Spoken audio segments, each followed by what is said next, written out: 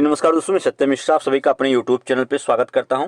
दोस्तों यहाँ पे हम आपके सीटेट पेपर जो आपका फर्स्ट हुआ था, सीटेट पेपर फर्स्ट, उसके हिंदी का यहाँ पे जो है आंसर की जो है डिस्कस करने वाले हैं। बिल्कुल एकदम फटाफट हम आंसर की जो है उसको देखेंगे और आप खुद अपने पेपर को उठाइए और मैच करवाइए कितने प्रश्न आपके यहाँ पे जो हैं वो बिल्कुल सही हो पा रहे हैं। तो चलिए बिल्कुल यहाँ पे आपके सामने देखिए, जो पैटर्न है सेम टू सेम वही पैटर्न रहा। एक गद्य पूछा गया, एक पद्य पूछा गया, दोनों से मिला के लगभग 15 प्रश्न पूछे गए। और वहीं पे आपको बता दें कि आपके पेडागोजी से भी यहाँ पे लगभग 15 प्रश्न यहाँ पे पूछा गया। पैटर्न सेम टू सेम जैसे पहले आता रहा उसी तरीके से रहा। और यहाँ पे अगर हम बात करें यहाँ पे, तो आपका जो पैसेज रहा वो भी बिल्कुल आसान रहा और छोटा पैसेज आपके परीक्षाओं में देखने के लिए मिला। अगर हम पेपर फर्स्ट की बात करें या सेकंड की बात करें तो दोनों में पैसेज जो हैं छोटे छोटे देखने के लिए मिले हैं। ठीक है, तो बिल्कुल आज यहाँ पे हम डिस्कस करेंगे आपके आंसर की को। तो फटाफट आंसर की देख लीजिए। भौतिक में मूल शब्द तथा प्रत्यय क्या है? इसका राइट जवाब ऑप्शन नंबर 3 होगा। गद्यांश के अनुसार मनुष्य को डैश की जरूरत होती है अपनी कमियों को दूर करने की, जैसा कि यहाँ पे अपनी कमियों को दूर करने में सक्षम बिल्कुल यहाँ पे दिया गया है। ठीक है, चलेंगे हम आगे और यहाँ पे हम अगले प्रश्न को यहाँ पे देखेंगे कि ब्रह्मांडीय ऊर्जा का अर्थ क्या है? बिल्कुल ब्रह्मांड की ऊर्जा, इसका राइट जवाब क्या हो जाएगा? ऑप्शन नंबर सेकंड इसका राइट जवाब होगा। खमियां शब्द क्या है? तत्सम है, तद आगत है, या देशज है, या तदभव? तो बिल्कुल खमियां जो है क्या है? तदभव शब्द हैं। चलिए, अंतर्निहित का समानार्थी शब्द जो है नहीं है। तो समायोजित जो है अंतर्निहित शब्द का समानार्थी शब्द जो है नहीं है। आनंद मार्गदर्शन के अनुसार मानसिक स्तर के परिवर्तन को कहा गया है। तो बिल्कुल यहाँ पे ज्ञान योग इसको कहा गया है। अगले प्रश्न है कि आरंभिक दिनों के संदर्भ में कौन सा कथन सत्य है? ठीक है, आरंभिक दिनों के संदर्भ में यहाँ पे कौन सा कथन जो है वो बिल्कुल यहाँ पे सही है। तो इसके अगर हम राइट जवाब की बात करेंगे तो आरंभिक दिनों में कौन सा कथन बिल्कुल सही है भैया? तो जान लीजिए कि मानसिक जगत में अधिक कमियां। तो इसका राइट जवाब क्या होगा? ऑप्शन नंबर 3 इसका भौतिक जगत की अपेक्षा मानसिक जगत में अधिक कमियां थी। ये बिल्कुल राइट जवाब है। ठीक है, तो ये ऑप्शन अगर आपने चूज किया है तो बिल्कुल सही है। चलेंगे हम अगले प्रश्न को, यहाँ पे अगला प्रश्न है उसको देखेंगे। यहाँ पे कहा गया कि मानसिक दुनिया से तात्पर्य क्या है?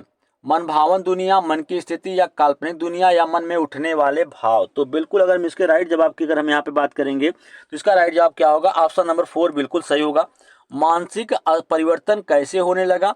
तो मानसिक परिवर्तन जो है कैसे होने लगा? अपने कमियों को दूर करने के प्रयासों के कारण। ठीक है, चलिए, तो रहा आपके गद्य से रिलेटेड प्रश्न। अब यहाँ पे हम एक छोटा सा पद भी दिया गया है, उससे रिलेटेड भी प्रश्न आपकी परीक्षा में पूछे गए हैं, उसको भी हम यहाँ पे जो है देखेंगे। ठीक है भैया, तो चलिए, पहला यहाँ पे एक गद्य पद दिया गया है और इस पद से रिलेटेड आपके यहाँ पे 5 प्रश्न जो है वो पूछे गए।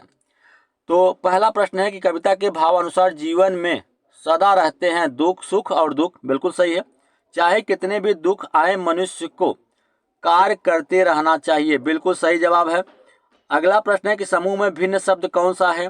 तो यहाँ पे दिया गया है भिन्न शब्द की अगर हम बात करते हैं तो बिल्कुल यहाँ पे हंसना रोना, इसके अलावा पाना खोना, आशा निराशा, सभी क्या है? विलोम शब्द है। जबकि यहाँ पे भिन्न भिन्न जो है अलग दिया गया है। ठीक है, चलेंगे हम अगले प्रश्न की तरफ और अगला प्रश्न यहाँ पे दिया गया भैया कि जीवन की विषम परिस्थितियों को व्यक्त करने के लिए उचित उदाहरण नहीं है। ठीक है, कभी सोना कभी रोना ये उपयुक्त नहीं है, बाकी सभी हैं। कभी आशा कभी निराशा, कभी खोना कभी पाना, कभी हंसना कभी रोना। अगला है कि आठों याम से तात्पर्य क्या है?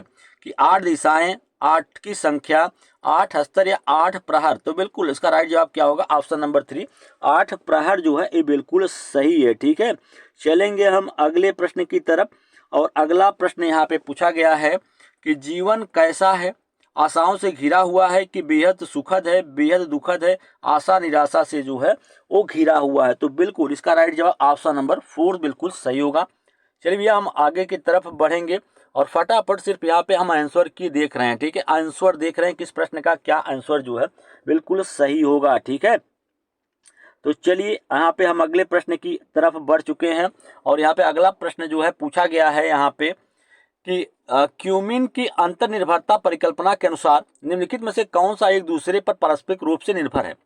पहला दिया गया है कि प्रथम द्वितीय भाषा में बुनियादी अंत वैयक्तिक कौशल, द्वितीय भाषा में बोधगम्यता। उदाहरण, प्रथम और द्वितीय भाषा में संज्ञानात्मक अकादमिक निपुणता या द्वितीय भाषा में पठन अवलेखन। बिल्कुल इसका राइट जवाब ऑप्शन नंबर थर्ड होगा।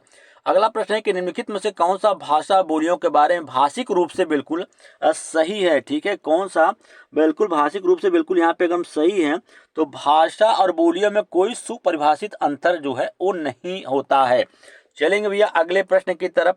और अगला प्रश्न यहाँ पे दिया गया है कि बीरा 7 माह के शिशु है, वह अब कुछ तरह की आवाजें जो है निकाल रही है जिनमें स्वर और व्यंजन मिश्रित हैं, वह किस रूप में संप्रेषित जो है वो कर रही है। तो बिल्कुल वो बबलाना। इसका राइट जवाब क्या होगा? ऑप्शन नंबर 3 बिल्कुल सही होगा।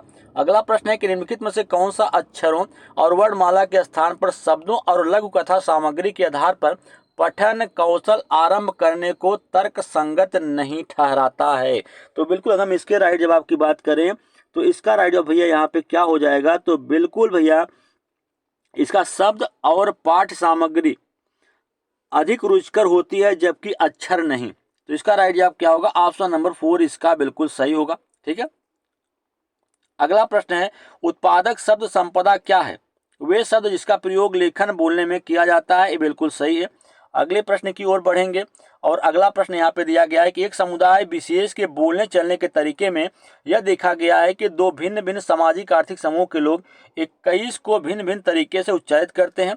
यह किस प्रकार का उदाहरण जो है वो हो सकता है? बिल्कुल अगर हम इस को देखेंगे किस प्रकार का उदाहरण हो सकता है तो सामाजिक भाषिक चर। इसका राइट जवाब क्या होगा? ऑप्शन नंबर 2 बिल्कुल सही होगा। ठीक है, अगला प्रश्न यहाँ पे दिया गया है कि पाठ सामग्री बोधगम्यता के संदर्भ में निम्नलिखित में से गलत कथन का चयन आपको जो है यहाँ पे करने हैं। ठीक है, स्कीमिंग में गहराई से पठन किया जाता है जबकि स्कैनिंग में सरसरी तौर पर पढ़ा जाता है। इसका राइट जवाब ऑप्शन नंबर 3 बिल्कुल सही है।